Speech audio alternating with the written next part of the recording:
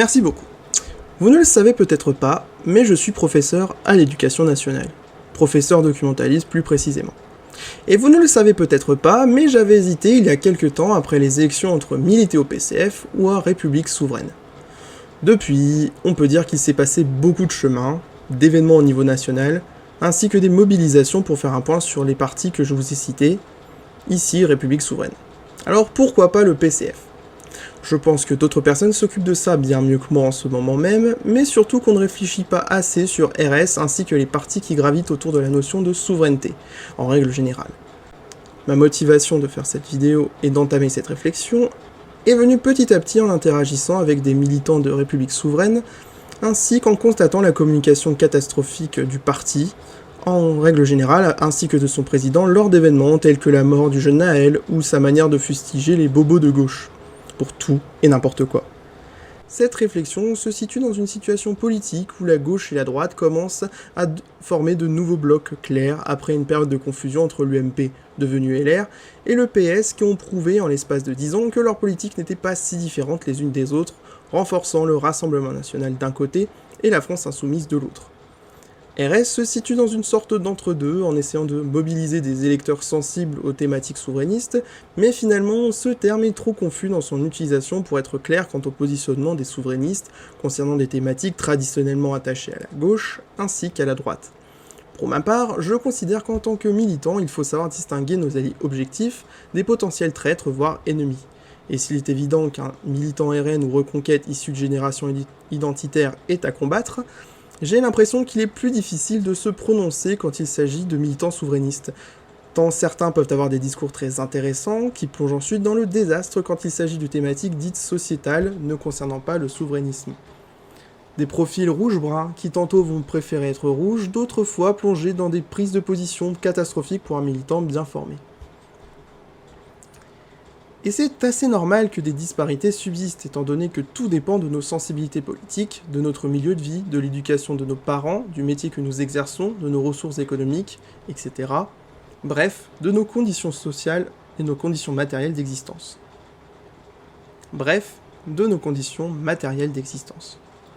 Seulement, il ne faut pas tomber dans le fatalisme le plus gras, et plutôt se rappeler que les gens évoluent et peuvent devenir de précieux atouts dans le milieu militant.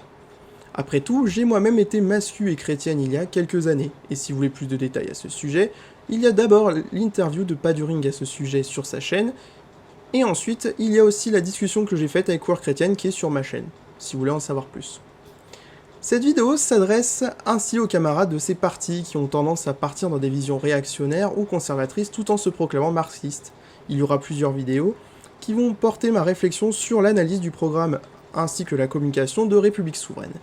Dans cette vidéo ici, je m'intéresserai particulièrement à la partie de leur programme consacrée à l'éducation nationale dans cette vidéo. L'éducation nationale est un enjeu dont RS accorde une place entière dans son programme de 7 pages, que je vais citer avec les quelques interventions de Georges Kuzmanovic à ce sujet, qui est leur président, ainsi que la communication de RS, les tweets, les interventions qui s'étalent sur l'année 2021, mais aussi jusqu'à nos jours. Mon but ne sera pas de décrire Kuzmanovic ou République souveraine comme d'odieux fascistes, mais plutôt de comprendre pourquoi son discours plaît autant à droite qu'à gauche, mais surtout qu'est-ce qu'il annonce comme vision du monde. À première vue, on peut se dire que le programme de RS est relativement raisonnable. Il existe des propositions visant à renforcer le service public au niveau des crèches, à remettre en valeur des filières telles que l'enseignement technique et professionnel, ou encore revaloriser le salaire des professeurs. Mais quand on réfléchit un peu plus à certaines des propositions mises en avant tout en raccordant ça avec leur communication, on remarque quelques points qui rapprochent ces décisions politiques au mieux d'une gauche réformiste et somme toute social-démocrate, au pire à une vision méritocratique où l'école récompenserait ses meilleurs éléments et renforcerait l'égalité. La communication de République souveraine met en avant le fait que l'école ne peut pas accomplir sa mission auprès des enfants des milieux pauvres. D'où certains points du programme centrés autour de la possibilité pour les familles de travailler pour subvenir aux besoins de leur famille, tout en garantissant un service public pour les enfants, que ce soit à travers les crèches, mais aussi une augmentation du SMIC.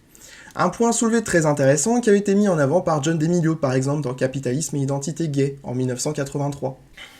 Pour résumer un peu la thèse de DeMilio, il expliquait qu'avec le changement des modes de production, le capitalisme a commencé à déliter la famille, en obligeant les hommes, mais aussi les femmes, à travailler. Le système de production capitaliste influe largement sur le mode de vie quotidien des prolétaires et amène, avec les politiques néolibérales, à l'amplification de certaines inégalités entre les classes prolétaires et les classes bourgeoises. Sur ce point, aucun militant de gauche ne serait opposé au constat qui est fait par RS dans sa communication. L'éducation nationale est un service public qui se fait attaquer par des politiques néolibérales qui visent à l'intégrer sur le marché économique, en concurrence avec des entreprises et entrepreneurs privés. Ceci est le même processus qui a amené le sabotage des services de transport, que ce soit la SNCF ou encore les lignes de bus. Pour en savoir plus, vous pouvez vous rendre sur la chaîne du camarade Oui d'accord. Là où se situe le point de rupture, c'est dans ses propositions ainsi que les penchants attribués plutôt réactionnaires quand il s'agit de la vision de l'école. Dans un tweet du 19 avril 2021, RS fait une communication sur l'école, cette fois-ci en partageant un texte ayant pour introduction une citation de Jean Zay. Je ne me focaliserai pas sur cette citation, mais plutôt sur la phrase suivante. L'école, devra faire de la transmission du savoir la priorité absolue pour en finir avec l'idée qu'elle ne serait qu'un instrument de la reproduction sociale. Cette phrase est assez ambiguë et semble laisser penser que l'école, dans son principe, n'est pas mauvais, mais que son fonctionnement actuel empêche justement les élèves d'accéder à l'égalité. Le discours sur ces élèves est d'ailleurs empreint de mépris de classe, que ce soit par le biais d'expressions comme idiocratie, la fabrication du crétin, le fait d'accuser les écrans d'être responsables de la dite idiocratie, le fait de se moquer du manque de culture générale d'étudiants en L1, l'association confuse entre le néolibéralisme et l'individualisme, ou l'utilisation de termes associés habituellement à la droite réactionnaire ou à la gauche valse, comme par exemple le pédagogisme. Et on n'oublie pas la participation panique morale de la droite sur les abayas et les robes longues. Que l'on soit bien clair, mon but n'est pas de conforter les personnes qui pensent qu'aimer quelques livres de pop culture et mépriser des classiques ou le fait d'apprendre, c'est bien. Seulement, quand bien même il est aisé d'insulter une personne qui ne lit pas de classiques et n'a pas l'école bourgeois, il est plus difficile de trouver un moyen de les mener petit à petit vers des œuvres culturelles plus intéressantes, basées sur leur goût de départ.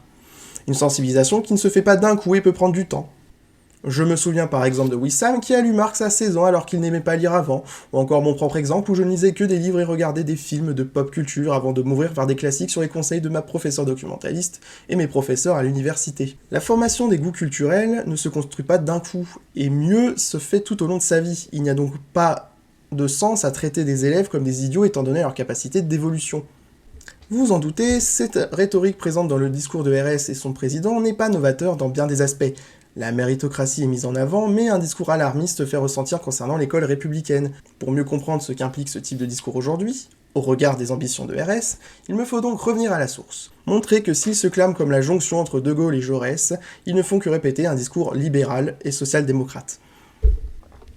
Je vais commencer par un extrait de François Bégodeau. François Bégodeau, philosophe qui a écrit sur beaucoup de sujets, y compris l'école, et je vais me permettre de vous montrer une discussion qu'il a eue. Je crois que c'est vraiment une arme de destruction massive, l'école, vraiment une arme de destruction psychologique, sociale, c'est sûr. Oh my God. L'école est une instance de relégitimation permanente de la bourgeoisie. Ça, c'est très important.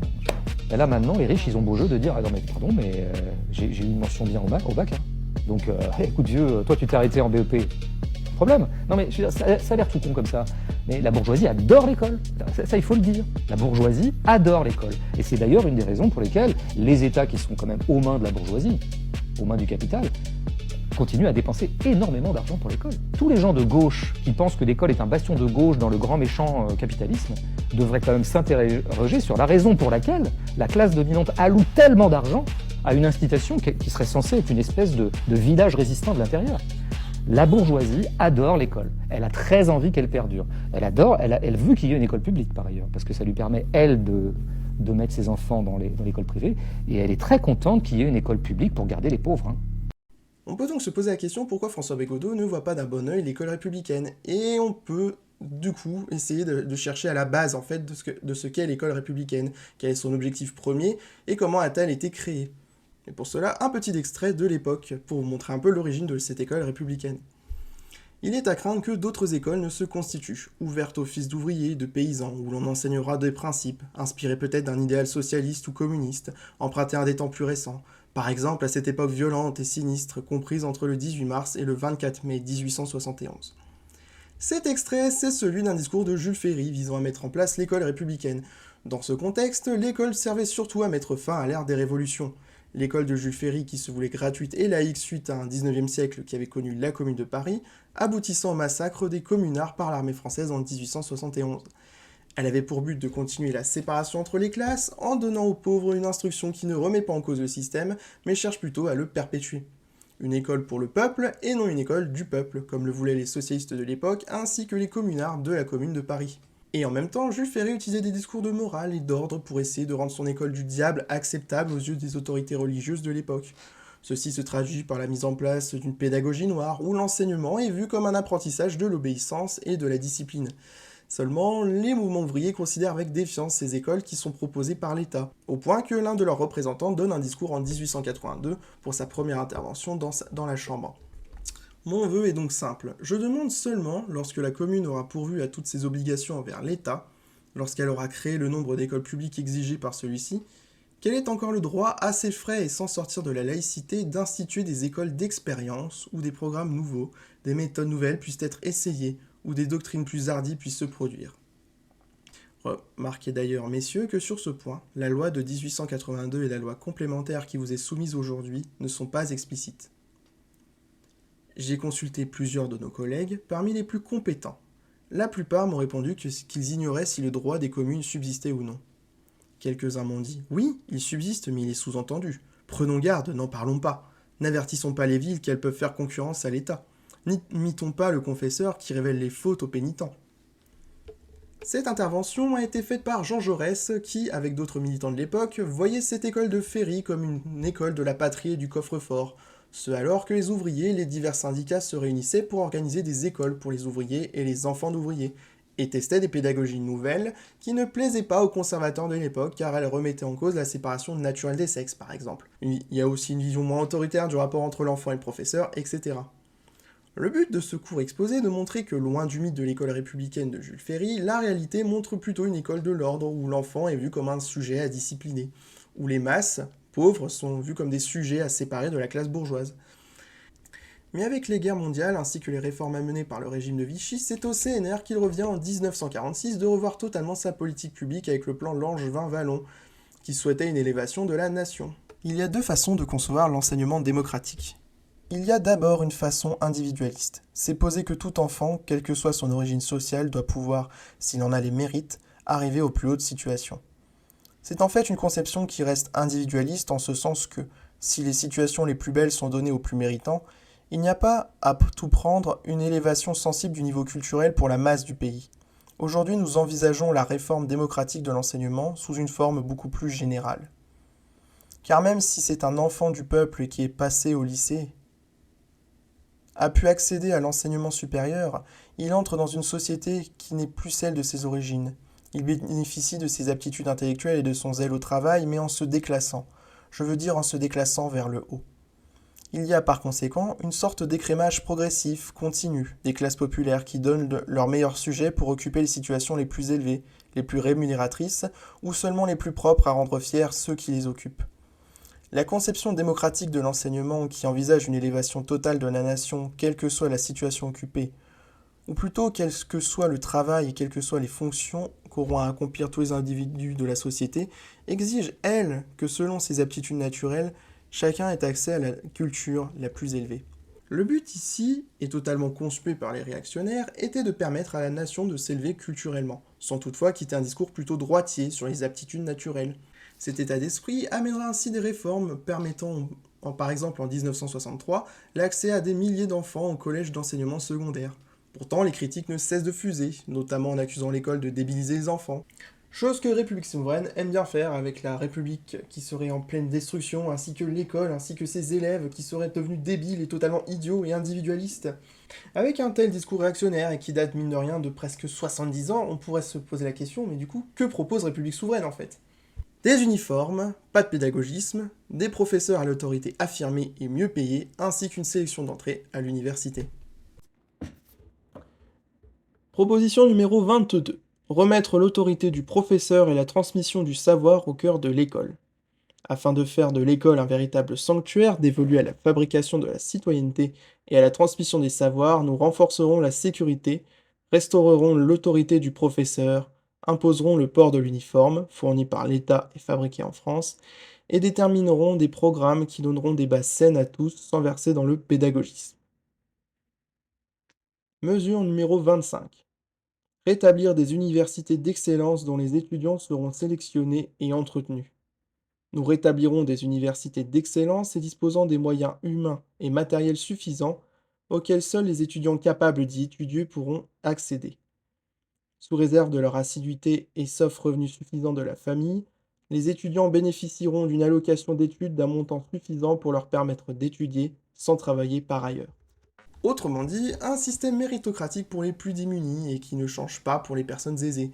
Un système autoritaire qui vise à perpétuer le système plus qu'à le changer dans son ensemble.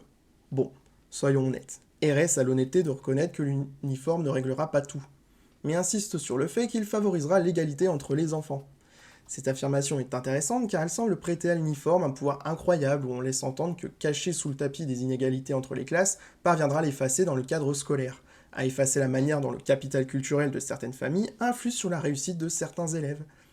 Il sert aussi à ne pas repenser la pédagogie de l'éducation nationale et d'assurer de manière artificielle l'autorité du professeur. En bref, ce que recherche RS ici, c'est une école avec des élèves disciplinés, où le professeur est respecté. Une école où ils ne sont pas des sujets démocratiques. Or, si on sort tout de suite de cet idéal républicain, de ce côté idéaliste qui pense l'école comme une chose parfaite, qui se fait attaquer par le mondialisme, on pourrait déjà commencer à décrire ce qu'est l'école, et ce depuis toujours en fait. C'est qu'elle est une machine à humilier les pauvres, putain. Voilà, moi je l'ai vu comme prof. Le prolo, le pauvre qui va à l'école, bon, de deux choses l'une. Soit, encore une fois, il monte patte blanche avec une espèce de haine de soi. J'en connais, j'en ai croisé des gens qui, pendant 15 ans comme ça, ravalent tout pour se plier au dispositif parce qu'ils voient que la carotte sera au bout et qu'ils finissent par avoir la carotte. Bon. Mais au prix de combien de sacrifices? Et bon. Ça, c'est le premier schéma, rare, statistiquement rare, mais qui existe. Deuxième schéma, il y a ceux qui sont un peu médiocres, ils n'y arrivent pas, alors évidemment, ils vont être orientés vers des filières qui ne vont faire que reproduire leur situation sociale, quoi. Et puis, il y a ceux que ça humilie carrément. Il y a ceux que ça rend dingue, quoi. C'est-à-dire qu'ils vont à l'école, c'est quoi? Il y a quand même des élèves, il y a beaucoup d'élèves. Aller à l'école, c'est quoi? C'est de 8 à 9 se prendre un 4 en maths, de 9 à 10 se prendre un 9 en français, et une heure de colle par-ci, machin. Après, on peut dire, oh, mais il est méchant, il est sauvage, c'est un blaireau, il a mérité ce qu'il voulait. On peut dire tout ça. Les autoritaires seront intarissables pour dire que cet enfant a mérité son sort. Moi, je vois qu'objectivement, parce que moi je suis spinozien, je vois les machines objectives au travail.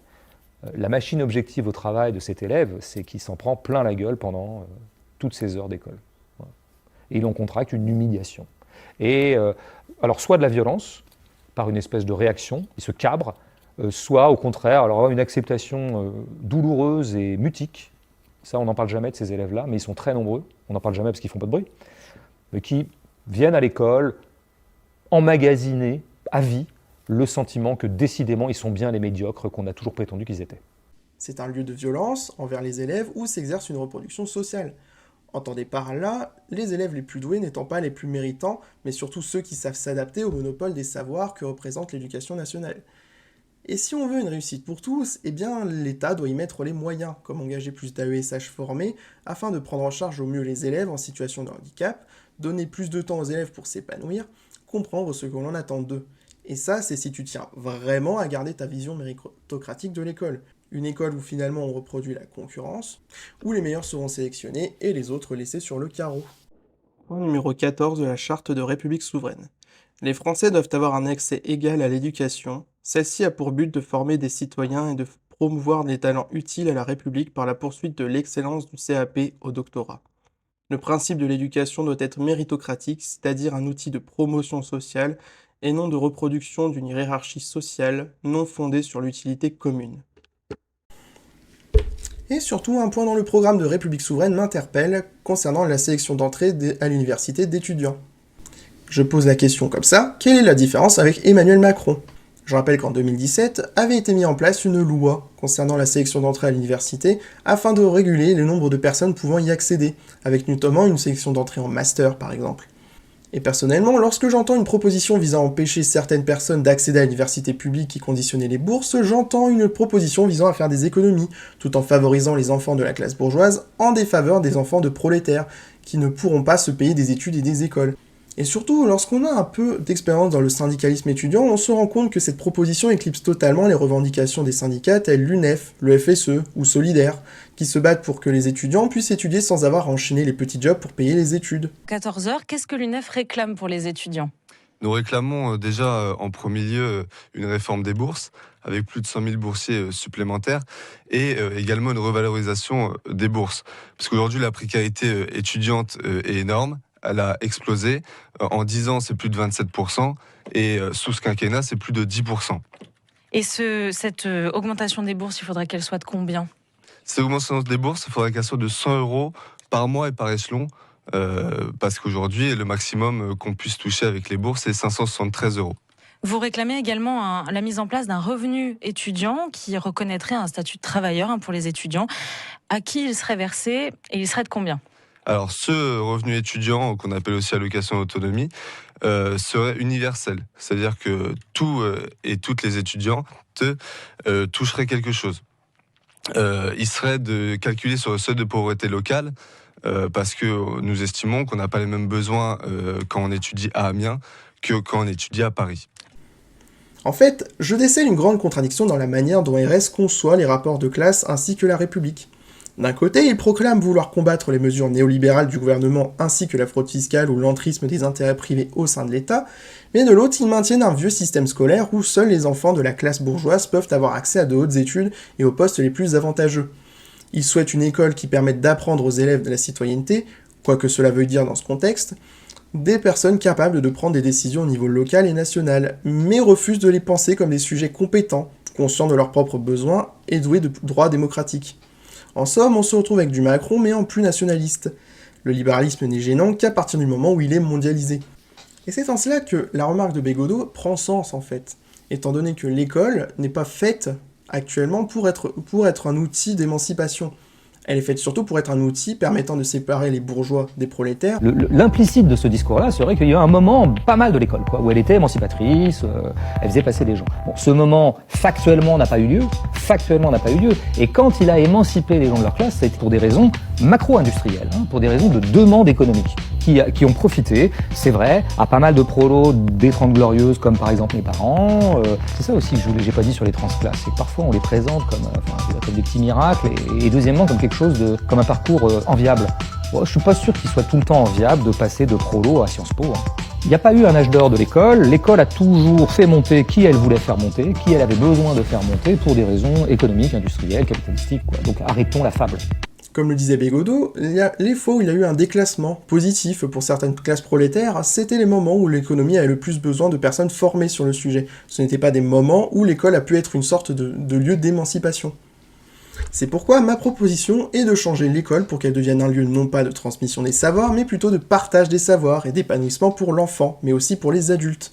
Car c'est bien beau de vouloir enseigner la citoyenneté aux élèves, mais il faut pour ça montrer que leur voix compte dans les prises de décision au sein de l'établissement. Ceci implique de penser l'école non plus comme un lieu de soumission à l'autorité où tout le monde est artificiellement semblable, mais comme un lieu d'épanouissement pour chacun. Adieu donc cette représentation du monde où un homme fort et plein d'honneur guide ses sujets vers un objectif, et bonjour à une école pensée pour l'émancipation de l'individu. Et ça tombe plutôt bien, des pédagogues ont pensé cette nouvelle vision de l'école, tout en étant conspués par les conservateurs et les républicains de leur époque. Ce qui fait que oui, à aucun moment l'école n'a été positive en soi pour les classes prolétaires. Mais à long terme, il serait peut-être temps de mettre enfin en projet une école du peuple, adaptée selon les besoins locaux et surtout dépendante de ses usagers. Ceci signifie mettre à égalité les professeurs avec les élèves, les parents d'élèves ainsi que les élus, afin d'évaluer les besoins des territoires et de s'y adapter en conséquence. De ce fait, je suis favorable à la mise en place d'écoles adressées à tous, enfants, adolescents comme adultes, afin de prodiguer des formations à tout âge et ce gratuitement. Des écoles où ce qui prime, c'est le partage spontané de connaissances entre les prolétaires, bref, ce qui a mené à la création des bourses de travail ou à l'éducation populaire. Ainsi, adieu les universités publiques qui font de la sélection et bonjour aux universités populaires où chacun peut avoir accès au savoir. Ceci ne veut pas dire que je suis contre les formations diplômantes, mais plutôt à leur ouverture à tous. Et je me rends bien compte qu'en vous disant cela, j'ai l'air de porter un projet assez utopique. Je ne suis pas du genre à rêver. Je suis plutôt du genre à vouloir aller vers l'action car elle seule peut rendre concret des idées. Mais ce que je tiens à souligner ici, c'est que mon idée de l'école et de l'éducation se fait dans une perspective de lutte des classes, d'autogestion, d'anticapitalisme, contrairement au projet de république souveraine qui n'est qu'une ressucée un peu moins néolibérale des mesures social-démocrates autoritaires. Et avec le reste du programme, on ne va pas forcément arranger les choses, surtout en ce qui concerne la démocratie. Mon objectif en tant que professeur, c'est d'avoir des élèves capables de réfléchir et qui sont capables de s'émanciper, pas des petits robots soumis à l'autorité. Les élèves ne sont pas mes ennemis ou des idiots, mais plutôt ma responsabilité, car c'est avec moi qu'ils vont s'épanouir ou pas. Ceci étant dit, réfléchissons à un point. Parce que je vois beaucoup de camarades communistes attirés par la République souveraine. Et des fois, je peux comprendre d'où ils viennent, avec le côté souverainiste qui fait qu'on pourrait sortir de l'OTAN, de l'UE, qui menace aussi la souveraineté nationale et la souveraineté du peuple. Ça, je peux tout à fait l'entendre. Le problème, c'est que je ne peux l'entendre moi que dans un contexte anticapitaliste. Et j'aimerais poser la question, en quoi perpétuer un système scolaire vieux et dépassé, qui en plus de ça ne fait que perpétuer l'état bourgeois et la bourgeoisie en tant que telle, plutôt que d'essayer d'émanciper l'individu, ça vous paraît communiste? Parce que oui, c'est ça le truc, vous êtes communiste. Vous n'êtes pas souverainiste, vous n'êtes pas social-démocrate, vous êtes communiste. J'aimerais vous poser la question. Pourquoi est-ce que vous soutenez un parti qui ne souhaite que revenir à l'époque du général de Gaulle, où tout était plus simple, où tout était mieux, parce que le général de Gaulle était au service du peuple? Mais si ça ne vous a pas convaincu, de toute façon, dans les prochaines vidéos, on va aborder d'autres thématiques, notamment par exemple la question de la démocratie et de la sécurité, parce que vous allez voir, ça en tient une sacrée couche en fait.